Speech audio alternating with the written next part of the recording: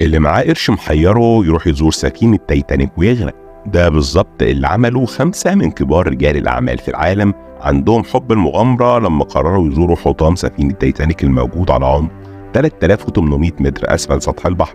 بس دول مش أجن من المخرج جيمس كاميرون، مخرج فيلم تايتانيك وأفاتار اللي في سنة 2012، وبعد محاولات وتحضيرات استمرت ل7 سنين قدروا إنه يغطس في أول رحلة غطس منفردة لأعمق نقطة أسفل قاع البحر في منطقة في المحيط الهادي اسمها ذا ماريانا ترينش، ووصل لعمق 10898 متر، وانتظر لمدة 3 ساعات يقوم بتصوير وتوثيق وجمع عينات من داخل غواصته.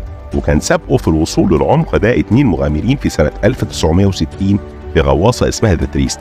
الاثنين دول اسمهم جيكوب بيكر ودون وولش، ووصلوا لعمق 10916 متر، والغواصة موجودة حاليا في متحف البحرية الأمريكية.